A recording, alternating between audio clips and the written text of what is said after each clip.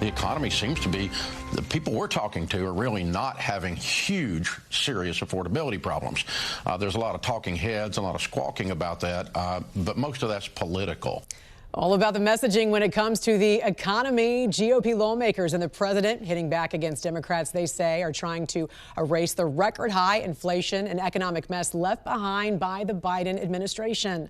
A lot happening on the economic front today, including an interest rate drop that's expected when the Federal Reserve meets today. Former Trump White House economic advisor Steve Moore joining us right now to talk more about this. Steve, good morning to you. Always great to have you with us.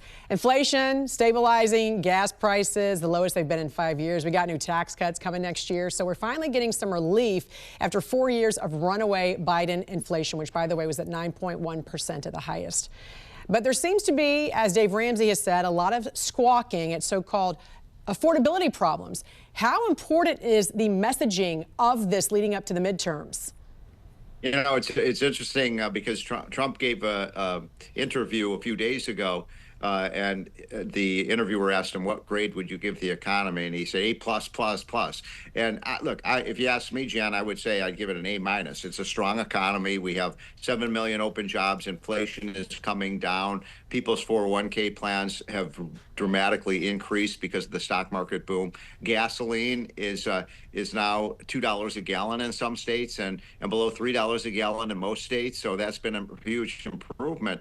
But, you know, I would give the Republicans about a grade of a D in terms of communicating this to the American people, right? Because there's, you know, if you look at the polls, you looked at them, Jan, people are angry about beef prices and healthcare prices. And Trump has to remind people, well, yeah, you should be angry because we saw these huge increases under Biden. 90% of the increase in the prices happened under Biden, not Trump. Yeah, and they're expecting something like that. They're expecting it to come down that fast because you heard like Democrat Josh Shapiro in Pennsylvania talk about these farmers who were upset. These farmers just got billions of dollars in subsidies from the administration. So we know that there is still some residual from the previous administration, and that Trump has done a lot already to try and reverse some of what happened during the Biden administration. The big question, though, is how is this messaging going to be moving forward? And of course, will we see an interest rate cut today? Yep. And will that translate to a drop in mortgage prices and mortgage rates? Well, first of all, if you just look at the objective evidence on affordability, just the official statistics, the average family just this year has had about a $1,200 real increase. That's after inflation increase in their income. So objectively, people have more affordability, not less. But people tend to psychologically focus on the things that are going up in price, not the things that are going down in price. And so I think that explains a little bit of it. Yes, Jan, we will get a rate cut today. I would say that with about 90% certainty. I think it'll be a 0.25 percentage point reduction in the interest rates by the Fed. It'll provide a little bit of a boost in the economy. It'll help a little bit. We want to make sure that we don't cause any more inflation like we had under Biden. So I think that's the right call today, a 0.25 point reduction in the interest rates, and that announcement will be made this afternoon. Yeah, this could certainly help the housing market and help with working families. Speaking of which, I read your piece in the Wall Street Journal that you had with Arthur Laffer about a way to use the tariff revenue. You've been advocating for this temporary 5-point cut to the, the 15.3% payroll tax. I saw your reasoning here because that would give every worker an immediate raise and help bring down prices. So walk us through why a payroll tax cut boosts the supply side of the economy and helps working Americans more than just handing out, a stimulus check for $2,000 like the past administrations have done. Well, a couple points on this tax issue. Number one, I get, I'll be walking down the street, people come up to me and they say, hey, I'm not feeling the effect of the Trump tax cut, the big, beautiful bill. And I want to remind your viewers, Jan, that really starts to kick in January. In a few weeks, people will see the no tax on tips, no tax on Social Security. All those things start on January 1st. Furthermore, if you look at your paycheck, people will have less tax withheld from their paycheck starting in January. So my point is, you haven't felt the effect of the tax cut yet because it hasn't taken effect. It starts in January.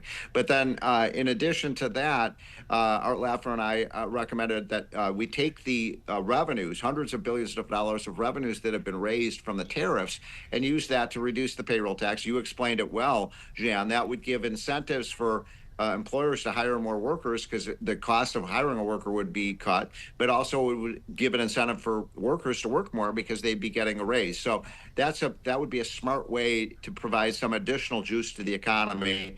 And we've talked to Trump about it, and he's very open-minded to it. And finally, we got to talk about this massive Obamacare fraud. $21 billion in subsidies going to applicants whose Social Security numbers didn't even match IRS records. I mean, we had all these fake identities. What reforms are needed to stop this avalanche of fraud? Hundreds of billions of fraud. You know, it's unbelievable. And by the way, the blue states, like Illinois and New York and New Jersey, they're refusing to comply. So what Trump has said is, you know, you've got to show us your records that these people are getting food stamps and Medicaid, are actually eligible for the program. 21 states have refused to comply. We could save hundreds of billions of dollars if we just made sure that the people who are signing up for food stamps and Medicaid are actually eligible for the program. But for some reason, a lot of these governors don't want to comply because they view it as just free federal money coming into their state. We have got to clean up these programs. We're running a $2 trillion annual deficit. We can't have hundreds of billions, not millions, hundreds of billions of fraud, Jan. I'll tell you what, a lot more to talk about this, and I probably won't see you until the new year. So Merry Christmas and Happy New Year to you, sir. Great to have you on, as always. Look forward to I'm sure we'll be talking before then. A lot. Okay. Former White House Economic Advisor Steve Moore. Great to have you. Thank you. Following President Trump's address on his economic wins, GOP Congress members are hitting their districts hard to show how far the economy has come from the days of Biden's record inflation, sky-high prices, and high interest rates. And that includes Florida Congressman Randy Fine, who's going to be speaking to voters at an online town hall event tonight. And he joins us this morning. Good morning to you, Congressman. Welcome back here to the National News Desk. How are you going to showcase Trump's economic milestones to your residents? Well, we're going to talk about, thanks for having me. We're going to talk about the cut in gas prices that we've seen. We're going to talk about how when people do their taxes next year, they're going to see a whole lot less going to the government because they won't be paying taxes on tips, they won't be paying taxes on overtime, and they won't be paying taxes on Social Security. And we're going to be talking about all the things we have to keep doing to bring costs down. The number one thing that we've achieved is stopping the continued increase in prices that the Biden administration did. They broke it. We still have work to do to bring prices down, but at least they're still not going up like we saw under Joe Biden and the Democrats. Yeah, and I want to talk about the recent Obamacare fraud making headlines. The Washington Post recently had this headline: Obamacare subsidies make it too easy to scam the system. The Wall Street Journal's headline in an op-ed: what 24 fake applications prove about Obamacare subsidies. And Obamacare is a mecca for fraud. Federal auditors at the Government Accountability Office showed how easy it was to game the system. In fact, the Washington Post reported investigators submitted 24 phony applications for Obamacare subsidies in the past 2 years, and all but one were approved. This was true of applications submitted via healthcare.gov, which accepted fake identification documentation, and insurance brokers, some of which never even asked the auditors to verify their identity. Congressman, how much does this play into whether the GOP will vote to even consider extending those subsidies? I mean, Democrats want to extend fraud? Well, they do. And let me explain what that means to a regular person. Like, what are we talking about when we talk about fraud? Well, almost half of these Obamacare plans, people don't even know that they have. So someone may have signed you up for Obamacare, and the government is paying the premium directly. All of it. And it could be $10, $20, $30, $40,000 a year. You don't even know you have health insurance. So tens of thousands of dollars are going to insurance companies and you're getting nothing. And that makes it more expensive for everyone. And it's borrowing debt for our kids and grandkids. We're going to stop that. People need to be responsible for their own health insurance. If they make their own decisions, that will be what brings costs down, not subsidizing Obamacare and Democrat fraud. What do you think about the GOP's plan they're going to put forward today, where they're going to let the subsidies in, but whatever money is there will be given back to those Americans?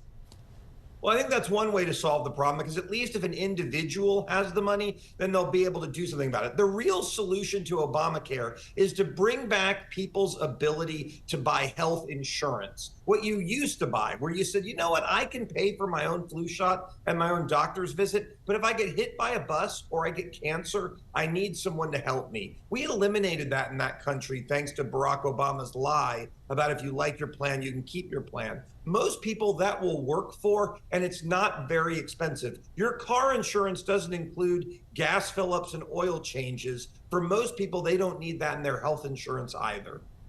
Florida has designated the Muslim Brotherhood and CARE, the Council on American Islamic Relations, as foreign terrorist organizations.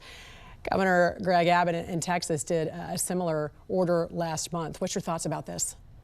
Well, I was proud to lead this fight. When I was in the Florida legislature last year, we passed a bill in the Florida House to do exactly this. There is no question that CARE is a Muslim terror front group that is trying to undermine our societal institutions by making Americans hate each other and bringing Sharia law to the United States. In Dearborn, Michigan, where they took power, their mayor said Christians were no longer welcome. In Minneapolis, they want the call to prayer at 5 o'clock in the morning. This is a Judeo-Christian nation. There's no room for this crap. And I'm very glad that Governor DeSantis and Governor Abbott are doing what they're doing. All right, where can folks see your town hall online tonight? They can go to fine.house.gov. That's my government website. They can watch it live. We're hoping to start between 5:30 and 6:30, depending on votes in the House tonight. All right, Congressman Randy Fine from the great state of Florida. Thank you for joining us here on the National News Desk. Thanks for having me. Thank you.